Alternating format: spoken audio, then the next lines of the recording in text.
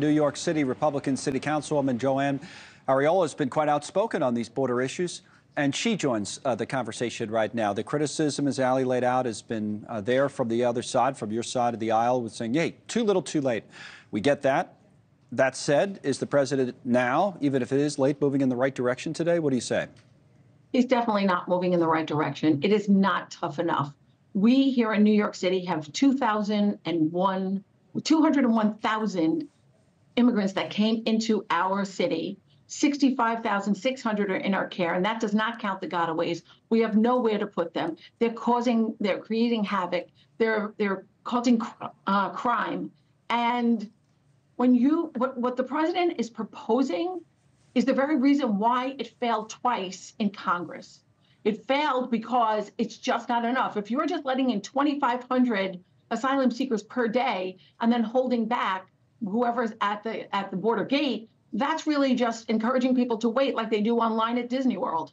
I had on the issue of gotaways, a Democratic congressman from California on last hour. As a moderate Democrat, has done a lot of work on border issues, Mike Levin, and I asked him about that, and here's what he said about that issue. Listen.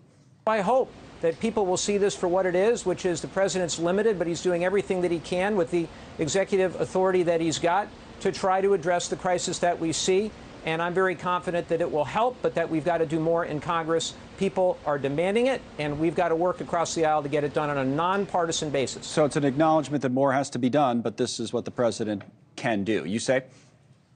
I say the president has to put forth a border policy that meets the expectations of the constituents of the members of Congress. They're not answering to anyone else but their constituents. And that's why it didn't pass, because this is not enough. This is just saying, we'll let you in, but we'll let you in a little bit at a time. And that's not right. What we're having, we just had a situation where 350,000 asylum seekers were to be deported, and it was dismissed. And they were just allowed to go back out into our country. And it just doesn't make sense. We just had 2 officers shot by Mr. Mehta. And Mr. Mehta came from Chicago, who had crimes dismissed there. And then he just got his way over here to New York. Right.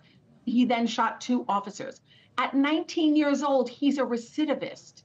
They're saying, the president is saying, well, we don't know what their criminal backgrounds are. They don't have a criminal background. But we don't know what their criminal background is in their country of origin. That's a problem. There's no background checking on who's coming into our country.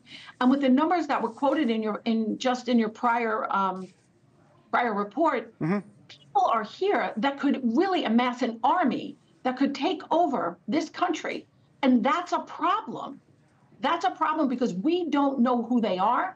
We don't even have any type of intake on them because they're gotaways.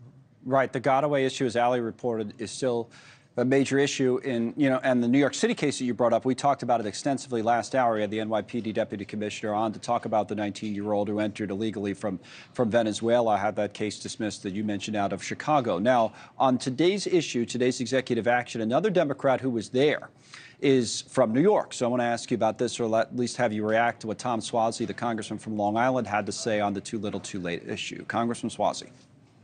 To those Republicans who say too little, too late, the voters will not be fooled. The Republicans in Congress have failed to act on the bipartisan Senate bill earlier this year. Their failure to act now is a cynical act of harming the country for their own political game. Stop the rhetoric and call a vote. Let's secure the border and modernize the legal immigration system. What do you say? Political game. Political game. Obviously, he was reading from a script, and he has no idea what's happening in the state of New York while he sits in Nassau County.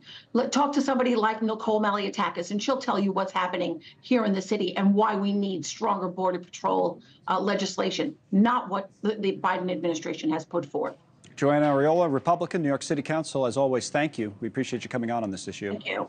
Thanks so much for watching. Just go to joinnn.com to find NewsNation on your television provider. And don't forget to click the red subscribe button below to get more of NewsNation's fact-driven, unbiased coverage.